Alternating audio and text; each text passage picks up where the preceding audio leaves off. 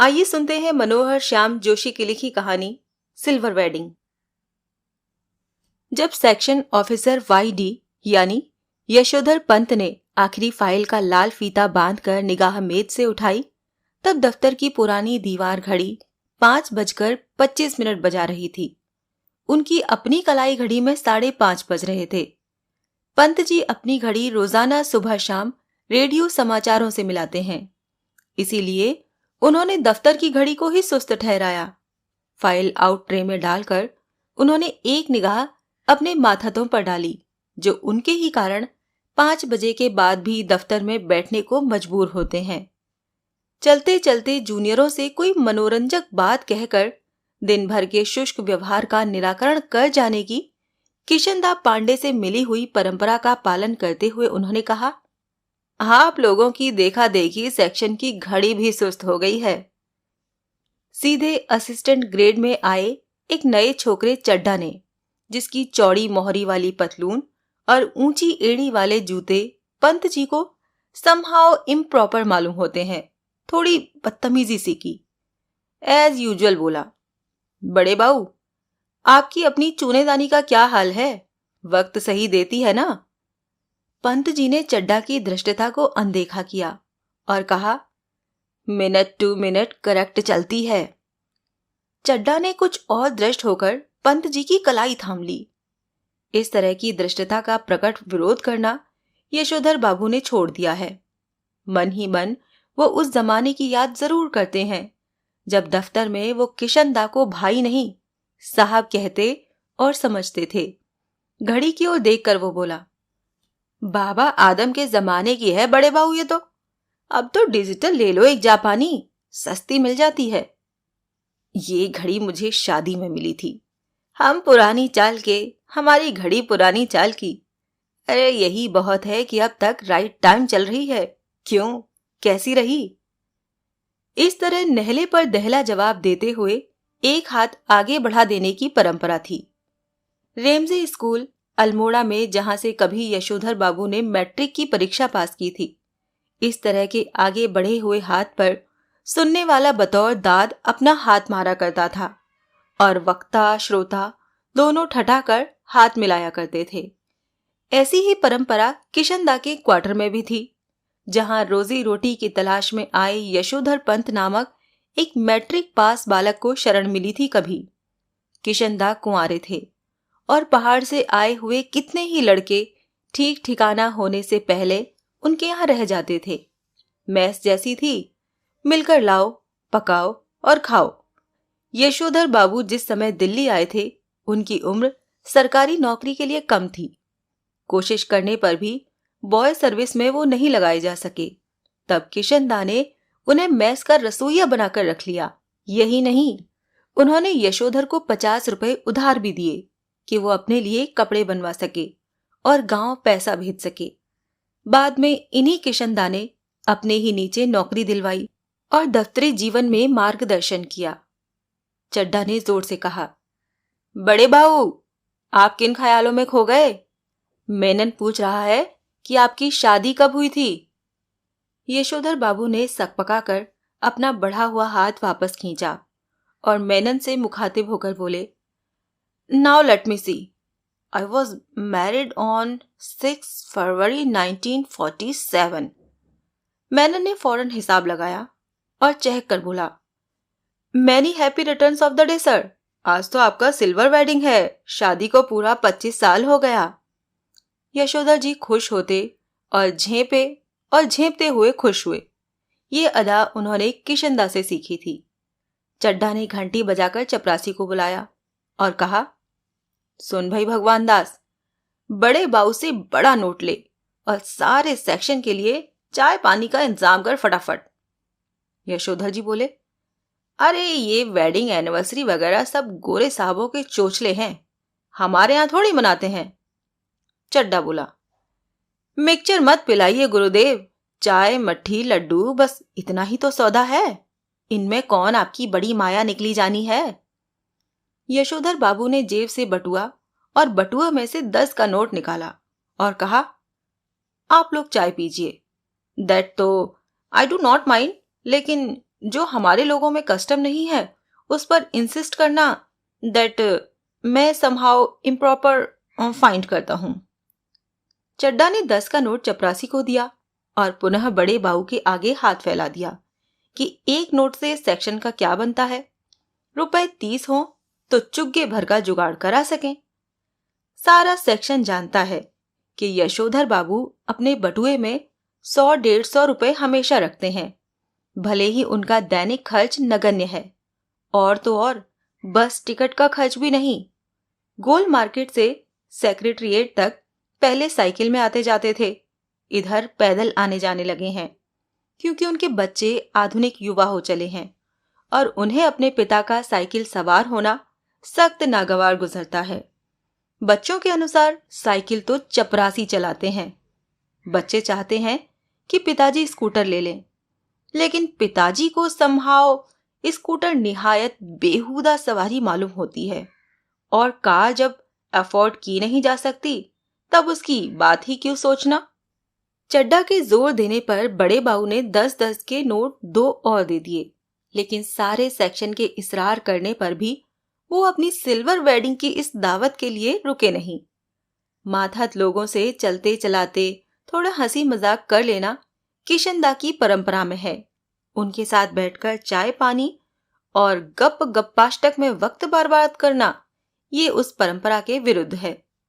इधर यशोधर बाबू ने दफ्तर से लौटते हुए रोज बिरला मंदिर जाने और उसके उद्यान में बैठकर कोई प्रवचन सुनने अथवा स्वयं ही प्रभु का ध्यान लगाने की नई रीत अपनाई है। ये बात उनके पत्नी बच्चों को बहुत अखरती है। बब्बा, आप कोई बुढ़े थोड़ी हैं जो रोज रोज मंदिर जाएं, इतने ज्यादा व्रत करें, ऐसा कहते हैं वो। यशोधर बाबू इस आलोचना को अनसुना कर देते हैं। सिद्धांत के धनी कि किशनदा के अनुसार यही निशानी है। बिरला मंदिर से उठकर यशोधर बाबू पहाड़गंज जाते हैं और घर के लिए साग सब्जी खरीद लाते हैं। किसी से मिलना मिलाना हो तो वो भी इसी समय कर लेते हैं, तो भले ही दफ्तर 5 बजे छूटता हो, वो घर 8 बजे से पहले नहीं पहुंचते। आज बिरला मंदिर जाते हुए यशोधर बाबू की निगाह उस अहाते पर पड़ी जिसमें कभी किशनदा का 3 बेडरूम वाला क्वार्टर हुआ करता था और जिस पर इन दिनों एक 6 मंजिला इमारत बनाई जा रही है। इधर से गुजरते हुए कभी वो DIZ एरिया की बदलती शक्ल देखकर यशोधर बाबू को बुरा सा लगता है। ये लोग सारा गोल मार्केट क्षेत्र तोड़कर यहाँ 1 मंजिला क्वार्टरों की जगह ऊंची इमारतें बना रहे हैं। यशोधर बाबू को पता नहीं कि वो लोग ठीक कर रहे हैं कि गलत कर रहे हैं। उन्हें ये जरूर पता है कि उनकी यादों के गोल मार्केट के डहाए जाने का गम मनाने के लिए उनका इस क्षेत्र में डटे रहना निहायत जरूरी है। उन्हें एंड्रयूजगंज, लक्ष्मीबाई नगर, पंडारा रोड आदि नई बस्तियों में पद की गरिमा के अनुरूप D2 टाइप क्वार्टर मिलने की अच्छी खबर कई बार आई है, मगर हर बार उन्होंने गोल मार्केट छोड़ने से इनकार कर दिया है। जब उनका क्वार्टर टूटने का नंबर आया तब भी उन्होंने इसी क्षेत्र की इन बस्तियों में बचे हुए क्वार्टरों में एक को अपने नाम अलॉट करा लिया।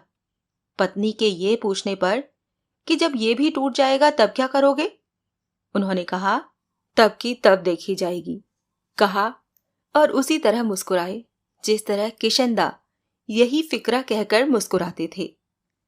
सच तो ये है कि पिछले कई वर्षों से यशोधर बाबू का अपनी पत्नी और बच्चों से हर छोटी बड़ी बात में मतभेद होने लगा है और इसी वजह से वो घर जल्दी लौटना पसंद नहीं करते।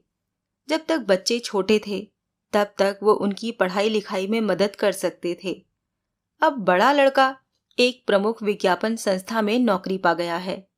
यद्यपि समहाउ यशोधर बाबू को अपने साधारण पुत्र को असाधारण वेतन देने वाली ये नौकरी कुछ समझ में नहीं आती। वो कहते हैं कि 1,500 रुपया तो हमें अब रिटायरमेंट के पास पहुंचकर मिला है। शुरू में ही 1,500 रुपया देने वाली इस नौकरी में जरूर कुछ पेच होगा। यशोधर जी का दूसरा बेटा दूसरी बार IAS देने की तैयारी कर रहा है और यशोधर बाबू के लिए ये समझ सकना असंभव है कि जब ये पिछले साल एलाइड सर्विसेज की सूची में माना काफी नीचे आ गया था, तब इसने ज्वाइन करने से इनकार क्यों कर दिया? उनका तीसरा बेटा स्कॉलरशिप लेकर अमेरिका चला गया है और उनकी एकमात्र बेटी न केवल तमाम प्रस्तावित वर अस्वीकार करती चली जा रही है, बल्कि डॉक्टरी की उच्चतम शिक्षा के लिए स्वयं भी अमेरिका चले जाने की धमकी दे रही है। यशोधर बाबू जहां बच्चों की इस तरक्की से खुश होते हैं, वहां समहाउ ये भी अनुभव करते हैं कि वो खुशहाली भी कैसी जो अपनों में परायापन पैदा करे। अपने बच्चों द्वारा गरीब रिश्तेदारों की उपेक्षा उन्हें समहाउ जचती नहीं। एनीवे, जनरेशनों में गैप तो होता ही है, सुना? ऐसा कहकर स्वयं को दिलासा देते हैं पिता। यद्यपि यशोधर बाबू की पत्नी अपने मूल संस्कारों से किसी भी तरह आधुनिक नहीं है, तथापि बच्चों की तरफदारी करने की मात्र सुलभ मजबूरी ने उन्हें भी मॉड बना डाला है। कुछ ये भी है कि जिस समय उनकी शादी हुई थी, यशोधर बाबू के साथ गांव से आए ताऊजी और उनके 2 विवाहित बेटे भी रहा करते थे। इस संयुक्त परिवार में पीछे ही पीछे बहुओं में गजब के तनाव थे, लेकिन ताऊजी के डर से कोई कुछ कह नहीं पाता था। यशोधर बाबू की पत्नी को शिकायत है कि संयुक्त परिवार वाले उस दौर में पति ने हमारा पक्ष कभी नहीं लिया, बस जिठानियों की चलने दी। उनका ये भी कहना है कि मुझे आचार व्यवहार में ऐसे बंधनों में रखा गया मानो मैं जवान औरत नहीं, बुढ़िया थी। जितने भी नियम इनकी बुढ़िया ताई के लिए थे, वो सब मुझ पर भी लागू करवाए। ऐसा कहती है घरवाली बच्चों से। बच्चे उससे सहानुभूति व्यक्त करते हैं। फिर वो यशोधर जी से उन्मुख होकर कहती है, तुम्हारी ये बाबा आदम के जमाने की बातें मेरे बच्चे नहीं मानते, तो इसमें उनका कोई कसूर नहीं।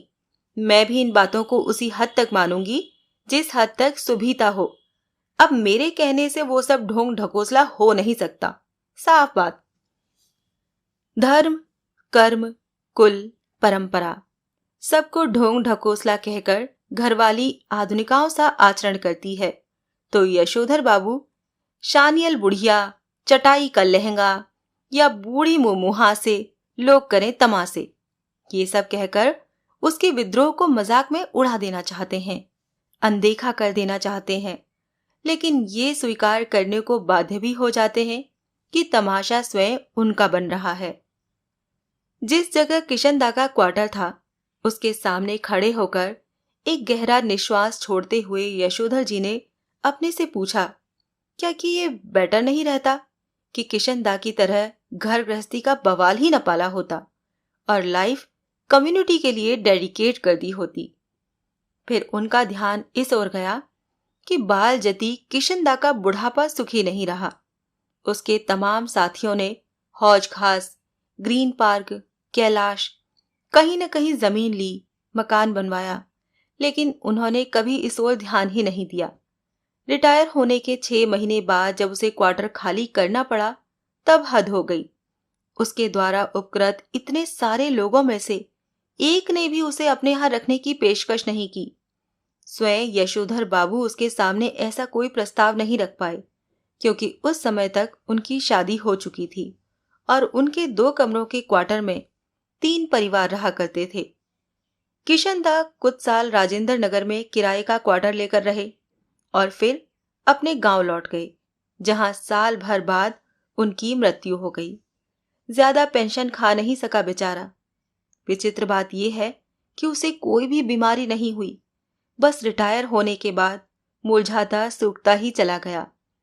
जब उसके एक बिरादर से मृत्यु का कारण पूछा, तो उसने यशोधर बाबू को यही जवाब दिया, जो हुआ होगा, यानी पता नहीं क्या हुआ। जिन लोगों के बाल बच्चे नहीं होते, घर परिवार नहीं होता, उनकी रिटायर होने के बाद जो हुआ होगा से भी मौत हो जाती है। ये जानते हैं यशोधर जी। बच्चों का होना भी जरूरी है। ये सही है कि यशोधर जी के बच्चे मनमानी कर रहे हैं और ऐसा संकेत दे रहे हैं कि उनके कारण यशोधर जी को बुढ़ापे में कोई विशेष सुख प्राप्त नहीं होगा। लेकिन यशोधर जी अपने मर्यादा पुरुष किशनदा से सुनी हुई ये बात नहीं भूले कि गधा 25 में कोई क्या करता है, इसकी चिंता नहीं करनी चाहिए, क्योंकि बाद में हर आदमी समझदार हो जाता है। यद्यपि युवा यशोधर को विश्वास नहीं होता, तथापि किशनदा बताते हैं कि किस तरह मैंने जवानी में 50 किस्म की खुराफात की है। ककड़ी चुराना, गर्दन मोड़ के मुर्गी मार देना, पीछे की खिड़की से कूदकर सेकेंड शो सिनेमा देखाना। कौन कर्म ऐसा है जो तुम्हारे इस किशनदा ने नहीं कर रखा। जिम्मेदारी सर पर पड़ेगी तब सब अपने ही आप ठीक हो जाएंगे। ये भी किशनदा से विरासत में मिला हुआ एक फिक्रा है, जिसे यशोधर बाबू अक्सर अपने बच्चों के प्रसंग में दोहराते हैं। उन्हें कभी कभी लगता है कि अगर मेरे पिता तब नहीं गुजर गए होते जब मैं मैट्रिक में था, तो शायद मैं भी गधा पच्चीसी के लंबे दौर से गुजरता। जिम्मेदारी सर पर जल्दी पड़ गई तो जल्दी ही जिम्मेदार आदमी भी बन गया। जब तक बाप है तब तक मौज कर ले। ये बात यशोधर जी कभी कभी तंजिया कहते हैं, लेकिन कहते हुए उनके चेहरे पर जो मुस्कान खेल जाती है वो बच्चों पर यह प्रकट करती है कि बाप को उनका सन्नाट होना, गैर जिम्मेदार होना कुल मिलाकर अच्छा लगता है। यशोधर बाबू कभी कभी मन ही मन स्वीकार करते हैं कि दुनियादारी में बीवी बच्चे उनके अधिक सुलझे हुए हो सकते हैं, लेकिन 2 के 4 करने वाली दुनिया ही उन्हें कहाँ मंजूर है जो उसकी रीत मंजूर करें। दुनियादारी के हिसाब से बच्चों का ये कहना सही हो सकता है कि बब्बा ने डीडीए फ्लैट के लिए पैसा न भर के भयंकर भूल की है, किंतु समहाउ यशोधर बाबू को किशनदा की ये उक्ति अब भी जचती है। मूर्ख लोग मकान बनाते हैं, सयाने उनमें रहते हैं। जब तक सरकारी नौकरी तब तक सरकारी क्वार्टर, रिटायर होने पर गांव का पुश्तैनी घर। बस गांव का पुश्तैनी घर टूट फूट चुका है और उस पर इतने लोगों का हक है कि वहां जाकर बसना, मरम्मत की जिम्मेदारी ओढ़ना और बेकार के झगड़े मोल लेना होगा। इस बात को यशोधर जी अच्छी तरह समझते हैं। बच्चे बहस में जब ये तर्क दोहराते हैं तब उनसे कोई जवाब देते नहीं बनता। उन्होंने हमेशा यही कल्पना की थी और आज भी करते हैं कि उनका कोई लड़का रिटायर होने से पहले सरकारी नौकरी में आ जाएगा और क्वार्टर उनके परिवार के पास बना रहेगा। अब भी पत्नी द्वारा भविष्य का प्रश्न उठाए जाने पर यशोधर बाबू इस संभावना को रेखांकित कर देते हैं। तब पत्नी कहती है, अगर ऐसा नहीं हुआ तो आदमी को तो हर तरह से सोचना चाहिए। तब यशोधर बाबू टिप्पणी करते हैं कि सब तरह से सोचने वाले हमारी बिरादरी में नहीं होते हैं, उसमें तो एक ही तरह से सोचने वाले होते हैं। ये कहते हैं और कहकर लगभग नकली सी हंसी हंसते हैं। जितना ही इस लोक की जिंदगी यशोधर बाबू को ये नकली हंसी हंसने के लिए बाध्य कर रही है, उतना ही वो परलोक के बारे में उत्साही होने का यत्न कर रहे हैं। तो उन्होंने बिरला मंदिर की ओर तेज तेज कदम बढ़ाए, लक्ष्मी नारायण के आगे हाथ जोड़े, असीक का फूल चुटिया में खोसा और पीछे से उस प्रांगण में जा पहुंचे जहां एक महात्मा जी गीता का प्रवचन कर रहे थे। अफसोस, आज प्रवचन सुनने में यशोधर जी का मन खास लगा नहीं। सच तो ये है कि वो भीतर से बहुत ज्यादा धार्मिक अथवा कर्मकांडी है नहीं। हाँ, इस संबंध में अपने मर्यादा पुरुष किशनदा द्वारा स्थापित मानक हमेशा उनके सामने रहे हैं। जैसे जैसे उम्र ढल रही है वैसे वैसे वो भी किशनदा की तरह रोज मंदिर जाने, संध्या पूजा करने और गीता प्रेस गोरखपुर की किताबें पढ़ने का यत्न करने लगे हैं। अगर कभी उनका मन शिकायत करता है कि इस सब में लग नहीं पा रहा हूं, तब उससे कहते हैं कि भाई लगना चाहिए। अब तो माया मोह के साथ साथ भगवत भजन को भी कुछ स्थान देना होगा कि नहीं। नई पीढ़ी को देकर राजपाट तुम लग जाओ बाट वन प्रदेश की। जो कहते हैं जैसा करते हैं करें। हमें तो अब इस वर्ल्ड की नहीं, उसकी इस लाइफ की नहीं, उसकी चिंता करनी है। वैसे अगर बच्चे सलाह मांगे, अनुभव का आदर करें तो अच्छा लगता है। अब नहीं मांगते तो ना मांगे। यशोधर बाबू ने फिर अपने को झिड़का कि ये भी क्या हुआ कि मन को समझाने में फिर भटक गए। गीता महिमा सुनो। सुनने लगे, मगर व्याख्या में जनार्दन शब्द जो सुनाई पड़ा तो उन्हें अपने जीजा जनार्दन जोशी की याद हो आई। परसों ही कार्ड आया है कि उनकी तबीयत खराब है। यशोधर बाबू सोचने लगे कि जीजा जी का हाल पूछने अहमदाबाद जाना ही होगा। ऐसा सोचते ही उन्हें ये भी ख्याल आया कि ये प्रस्ताव उनकी पत्नी और बच्चों को पसंद नहीं आएगा। सारा संयुक्त परिवार बिखर गया है। पत्नी और बच्चों की धारणा है कि इस बिखरे परिवार के प्रति यशोधर जी का एक तरफा लगाव आर्थिक दृष्टि से सर्वथा मूर्खतापूर्ण है। यशोधर जी खुशी गम के हर मौके पर रिश्तेदारों के यहाँ जाना जरूरी समझते हैं। वो चाहते हैं कि बच्चे भी पारिवारिकता के प्रति उत्साही हों। बच्चे क्रुद्ध ही होते हैं। अभी उस दिन हद हो गई। कमाऊ बेटे ने ये कह दिया कि आपको बुआ को भेजने के लिए पैसे मैं तो नहीं दूंगा। यशोधर बाबू को कहना पड़ा कि अभी तुम्हारे बब्बा की इतनी साख है कि 100 रुपए उधार ले सकें। यशोधर जी का नारा, हमारा तो सैफ ही ऐसा देखा ठहरा। हमें तो यही परंपरा विरासत में मिली है। इस नारे से उनकी पत्नी बहुत चिढ़ती है। पत्नी का कहना है, और सही कहना है, कि यशोधर जी का स्वयं का देखा हुआ कुछ नहीं है। माँ के मर जाने के बाद छोटी सी उम्र में वो गांव छोड़कर अपनी विधवा बुआ के पास अल्मोड़ा आ गए थे। बुआ का कोई ऐसा लंबा चौड़ा परिवार तो था नहीं जहाँ की यशोधर जी कुछ देखते और परंपरा के रंग में रंगते। मैट्रिक पास करते ही वो दिल्ली आ गए और यहाँ रहे कुंवारे कृष्णानंद जी के साथ। कुंवारे की गृहस्थी में देखने को होता ही क्या है। पत्नी आग्रह पूर्वक कहती है कि कुछ नहीं, तुम अपने उन किशन दा के मुंह से सुनाई सुनाई बातों को अपनी आंखों देखी यादें बना डालते हो। किशन दा को जो भी मालूम था वो उनका पुराने गंवई लोगों से सीखा हुआ ठहरा। दिल्ली आकर उन्होंने घर परिवार तो बसाया नहीं, तो जान पाते कि कौन से रिवाज निभ सकते हैं कौन से नहीं।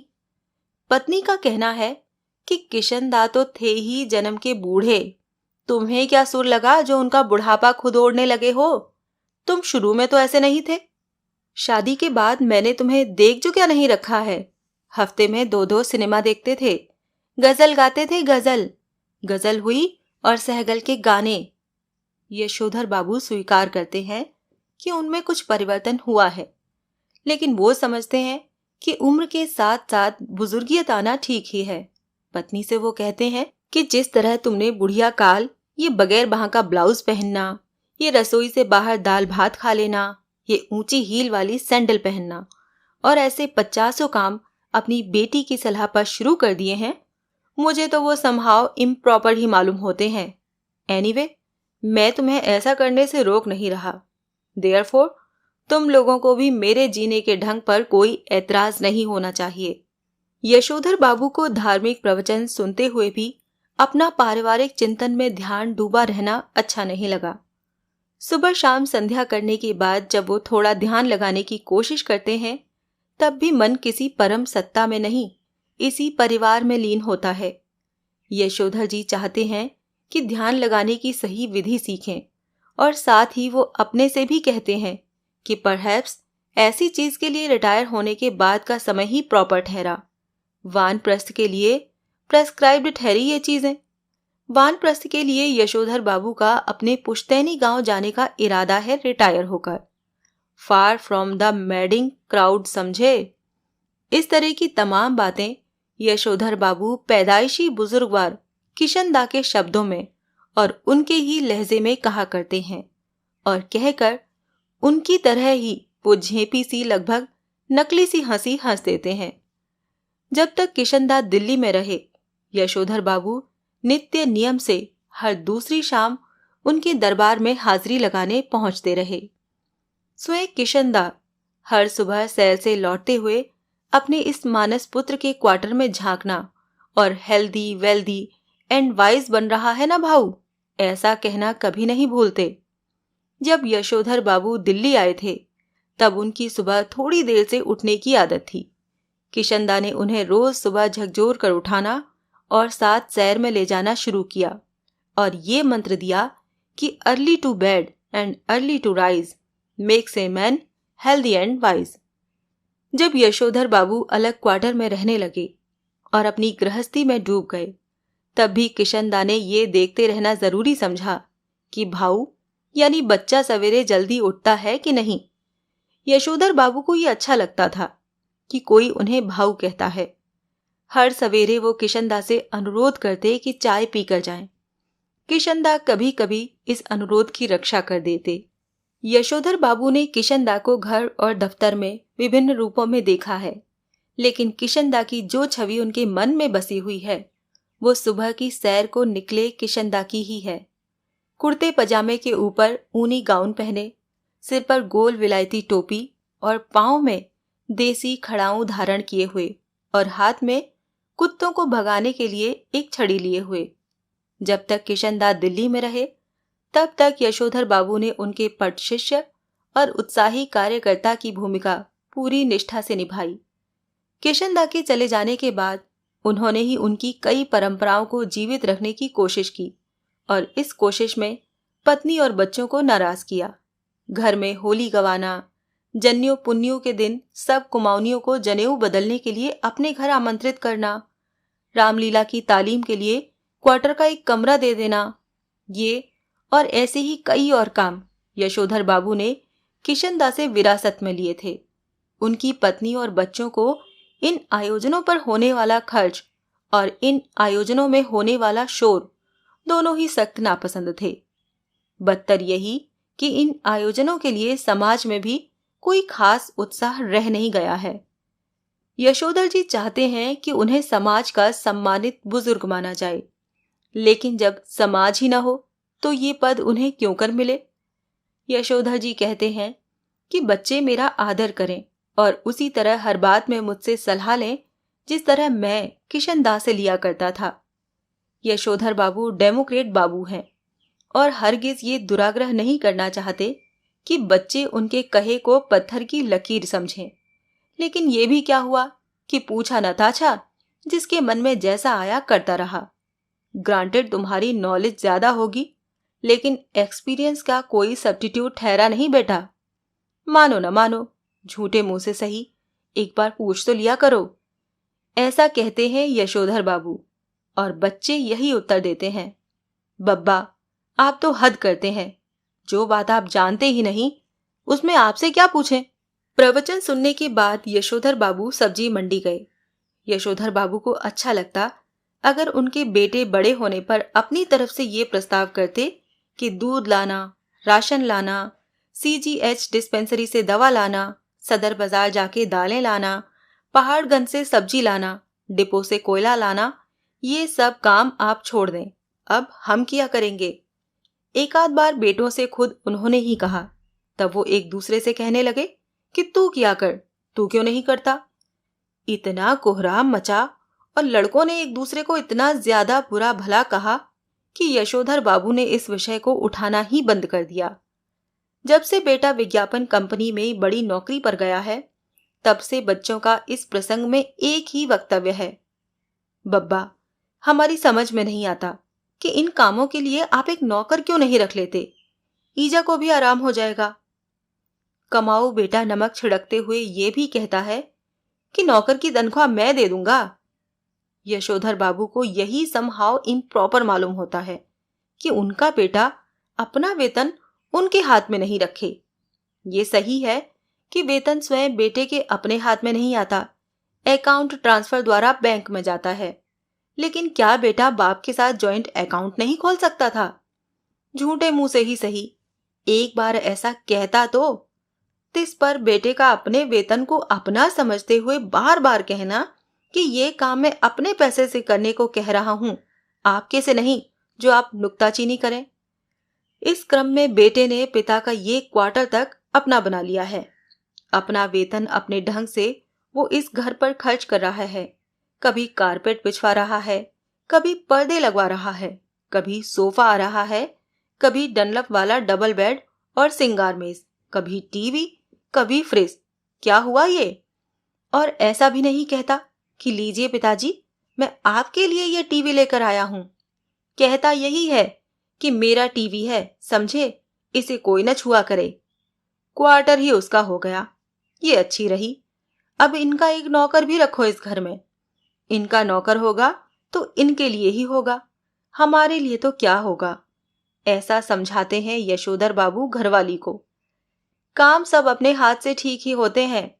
नौकरों को सौंपा कारोबार चौपट हुआ, कहते हैं यशोधर बाबू।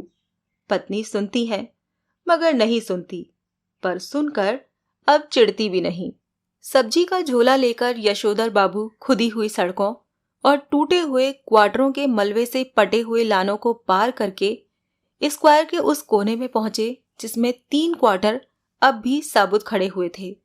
उन 3 में से कुल एक को अब तक एक सिलसिला आबाद किए हुए है। बाहर बदरंग तख्ती में उसका नाम लिखा है, वाईडी पंत। इस क्वार्टर के पास पहुंचकर आज वाईडी पंत को पहले धोखा हुआ कि किसी गलत जगह आ गए हैं। क्वार्टर के बाहर एक कार थी, कुछ स्कूटर, मोटरसाइकिल, बहुत से लोग विदा ले दे रहे थे। बाहर बरामदे में रंगीन कागज की झालरें और गुब्बारे लटके हुए थे और रंग बिरंगी रोशनियां जली हुई थीं। फिर उन्हें अपना बड़ा बेटा भूषण पहचान में आया, जिससे कार में बैठा हुआ कोई साहब हाथ मिला रहा था और कह रहा था, give my warm regards to your father. Yashodhar Babu ठिठक गए। उन्होंने अपने से पूछा, क्यों, आज मेरे क्वार्टर में ये क्या हो रहा है? उसका जवाब भी उन्होंने अपने को दिया, जो करते होंगे ये लौंडे मोंडे, इनकी माया यही जाने। अब यशोधर बाबू का ध्यान इस ओर गया कि उनकी पत्नी और उनकी बेटी भी कुछ मेमसाबों को विदा करते हुए बरामदे में खड़ी हैं। लड़की जीन और बगैर बाह का टॉप पहने है।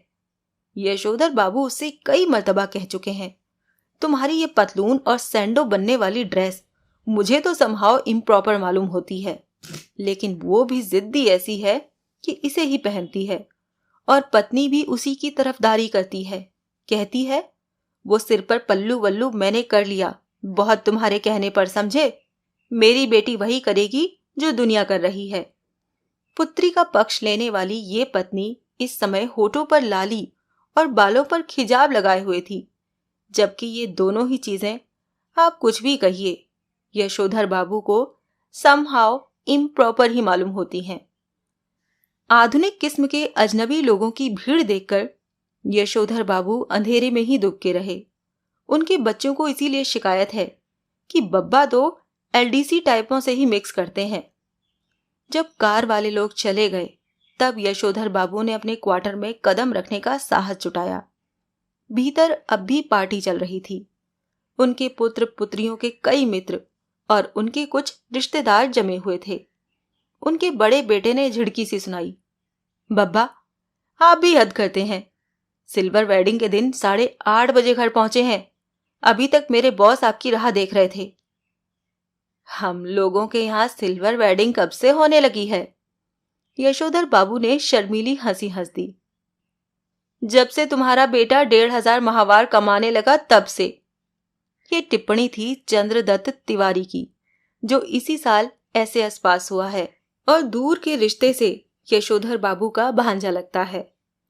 यशोधर बाबू को अपने बेटों से तमाम तरह की शिकायतें हैं, लेकिन कुल मिलाकर उन्हें ये अच्छा लगता है कि लोग बाग उन्हें ईर्ष्या का पात्र समझते हैं। भले ही उन्हें भूषण का गैर सरकारी नौकरी करना समझ में न आता हो, तथापि वो ये बखूबी समझते हैं कि इतनी छोटी उम्र में 1,500 माहवार प्लस कन्वेंस अलाउंस एंड तुम्हारा अदर पर्क्स पा जाना कोई मामूली बात नहीं है। इसी तरह भले ही यशोधर बाबू ने बेटों की खरीदी हुई हर चीज के संदर्भ में यही टिप्पणी की हो कि ये क्या हुई, समहाउ मेरी तो समझ में नहीं आता, इसकी क्या जरूरत थी। तथापि उन्हें कहीं इस बात से थोड़ी खुशी भी होती है कि जिस चीज के आ जाने से उन्हें नए दौर के निश्चय ही गलत मानकों के अनुसार बड़ा आदमी मान लिया जा रहा है। मिसाल के लिए जब बेटों ने गैस का चूल्हा जुटाया तब यशोधर बाबू ने उसका विरोध किया और आज भी वो यही कहते हैं कि इस पर बनी रोटी तो मुझे समहाउ रोटी जैसी लगती नहीं। तथापि वो जानते हैं कि गैस न होने पर वो इस नगर में चपरासी श्रेणी के मान लिए जाते। इसी तरह फ्रिज के संदर्भ में आज भी यशोधर बाबू यही कहते हैं कि मेरी समझ में आज तक ये नहीं आया कि इसका फायदा क्या है। बासी खाना खाना अच्छी आदत नहीं ठहरी, और ये ठहरा इसी का काम कि सुबह बना के रख दिया और शाम को खाया। इसमें रखा हुआ पानी भी मेरे मन तो आता नहीं, गला पकड़ लेता है। कहते हैं, मगर इस बात से संतुष्ट होते हैं कि घर आए साधारण हैसियत वाले मेहमान इस फ्रिज का पानी पीकर अपने को धन्य अनुभव करते हैं। अपनी सिल्वर वेडिंग की ये भव्य पार्टी भी यशोधर बाबू को समहाउ इम्प्रॉपर ही लगी। तथापि उन्हें इस बात से संतोष हुआ कि जिस अनाथ यशोधर के जन्मदिन पर कभी लड्डू नहीं आए, जिसने अपना विवाह भी कोऑपरेटिव से 2-4 हजार कर्जा निकाल कर किया, बगैर किसी खास धूमधाम के, उसके विवाह की 25वीं वर्षगांठ पर केक, 4 तरह की मिठाई, 4 तरह की नमकीन, फल, कोल्ड ड्रिंक्स, चाय, सब कुछ मौजूद है।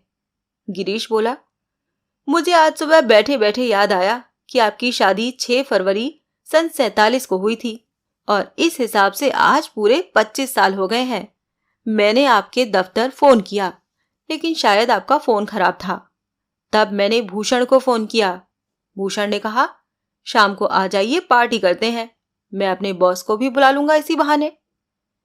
गिरीश यशोधर बाबू की पत्नी का चचेरा भाई है।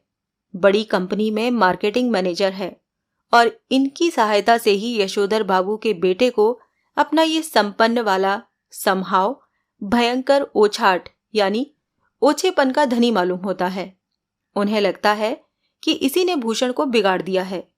कभी कहते हैं ऐसा तो पत्नी बरस पड़ती है, जिंदगी बना दी तुम्हारे सेकंड क्लास बीए बेटे की, कहते हो बिगाड़ दिया। भूषण ने अपने मित्रों सहयोगियों का यशोधर बाबू से परिचय कराना शुरू किया। उनकी many happy returns of the day का थैंक यू कहकर जवाब देते हुए जिन लोगों का नाम पहले बता दिया गया हो, उनकी ओर YD Pant, home ministry, Bhushan father कहकर स्वयं हाथ बढ़ाते हुए यशोधर बाबू ने हरचंद ये जताने की कोशिश की कि भले ही वो संस्कारी कुमाऊनी है, तथापि विलायती रीति रिवाज से भी भली भांति परिचित हैं। किशनदा कहा करते थे कि आना सब कुछ चाहिए, सीखना हर एक की बात ठहरी, लेकिन अपनी छोड़नी नहीं हुई। टाई सूट पहनना आना चाहिए, लेकिन धोती कुर्ता अपनी पोशाक है, ये नहीं भूलना चाहिए। अब बच्चों ने एक और विलायती परंपरा के लिए आग्रह किया। यशोधर बाबू अपनी पत्नी के साथ केक काटें। घरवाली पहले थोड़ा शर्माई, लेकिन जब बेटी ने हाथ खींचा तब उसे केक के पीछे जाकर खड़ी होने में कोई हिचक नहीं हुई। वहीं से उसने अपने पति को पुकारा। यशोधर बाबू को केक काटना बचकानी बात मालूम हुई। बेटी उन्हें लगभग खींच कर ले गई। यशोधर बाबू ने कहा, Somehow I don't like all this, लेकिन anyway, उन्होंने केक काट ही दिया। गिरीश ने उनकी ये अनमनी किंतु संतुष्ट छवि कैमरे में कैद कर ली। अब पति पत्नी से कहा गया कि वो केक से मुंह मीठा करें एक दूसरे का। पत्नी ने खा लिया, मगर यशोधर बाबू ने इनकार कर दिया। उनका कहना था कि मैं केक खाता नहीं, इसमें अंडा पड़ा होता है। उन्हें याद दिलाया गया कि अभी कुछ वर्षों पहले तक आप मांसाहारी थे, एक टुकड़ा केक खा लेने में क्या हो जाएगा, लेकिन वो नहीं माने। तब उनसे अनुरोध किया गया कि लड्डू ही खा लें। भूषण के एक मित्र ने लड्डू उठाकर उनके मुंह में ठूसने का यत्न किया, लेकिन यशोधर बाबू इसके लिए भी राजी नहीं हुए। उनका कहना था कि मैंने अब तक संध्या नहीं की है। इस पर भूषण ने झुंझला कर कहा, तो बब्बा पहले जाकर संध्या कीजिए, आपकी वजह से हम लोग कब तक रुके रहेंगे। नहीं नहीं, आप सब लोग खाइए, यशोधर बाबू ने बच्चों के दोस्तों से कहा। Please go ahead, no formality.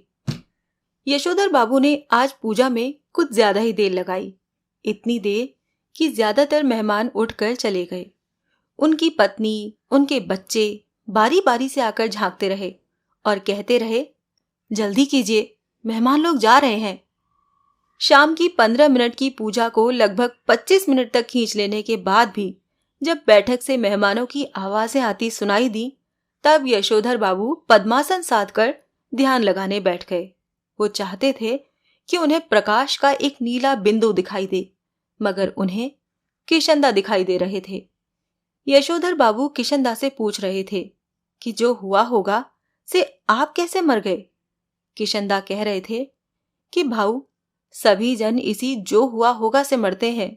गृहस्थ हो, ब्रह्मचारी हो, अमीर हो, गरीब हो, मरते जो हुआ होगा से ही है। हाँ हाँ, शुरू में और आखिर में सब अकेले ही होते हैं। अपना कोई नहीं ठहरा दुनिया में, बस अपना नियम हुआ अपना। यशोधर बाबू ने पजामा कुर्ते पर ऊनी ड्रेसिंग गाउन पहने, सिर पर गोल विलायती टोपी, पांव में देसी खड़ाऊ और हाथ में डंडा धारण किए इस किशनदा से अकेलेपन के विषय में बहस करनी चाहिए। उनका विरोध करने के लिए नहीं, बल्कि बात कुछ और अच्छी तरह से समझने के लिए। हर रविवार किशनदा शाम को ठीक 4 बजे यशोधर बाबू के घर आया करते थे। उनके लिए गर्मा गर्म चाय बनवाई जाती थी। उनका कहना था कि जिसे फूंक मारकर न पीना पड़े वो चाय कैसी।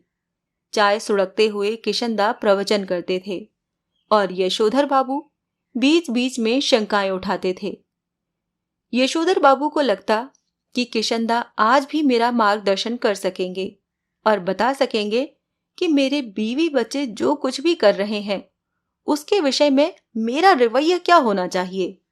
लेकिन किशनदा तो वही अकेलेपन का खटराग लापने पर आमादा से मालूम होते हैं। कैसी बीवी, कहाँ के बच्चे, ये सब माया ठहरी। और ये जो भूषण आज इतना उछल रहा है वो भी किसी दिन इतना ही अकेला और असहाय अनुभव करेगा जितना कि आज तू कर रहा है। यशोधर बाबू बात आगे बढ़ाते, लेकिन उनकी घरवाली उन्हें झिड़कते हुए आ पहुंची। क्या आज पूजा में ही बैठे रहोगे? यशोधर बाबू आसन से उठे और उन्होंने दबे स्वर में पूछा। मेहमान गए? पत्नी ने बताया। कुछ गए हैं, कुछ हैं। उन्होंने जानना चाहा कि कौन कौन है। आश्वस्त होने पर कि सभी रिश्तेदार ही हैं, वो उसी लाल गमछे में बैठक में चले गए जिसे पहनकर वो संध्या करने बैठे थे। ये गमछा पहनने की आदत भी उन्हें किशनदा से विरासत में मिली है और उनके बच्चे इसके सख्त खिलाफ हैं। Everybody gone? Party over? Yashodhar Babu ने मुस्कुराकर अपनी बेटी से पूछा। अब गोया गमछा पहने रखा जा सकता है, उनकी बेटी झल्लाई। लोग चले गए इसका मतलब ये थोड़ी है कि आप गमछा पहनकर बैठक में आ जाएं। बब्बा, यू आर द लिमिट। बेटी, हमें जिसमें सज आएगी वही करेंगे ना। तुम्हारी तरह जीन पहनकर हमें तो सजाती रहीं। यशोधर बाबू की दृष्टि मेज पर रखे कुछ पैकेटों पर गई। ये कौन भूले जा रहा है? भूषण बोला। आपके लिए प्रेजेंट है, खोलिए ना। इस उम्र में क्या ये प्रेजेंट, तुम खोलो, तुम ही इस्तेमाल करो, कहकर शर्मीली हंसी हंसे।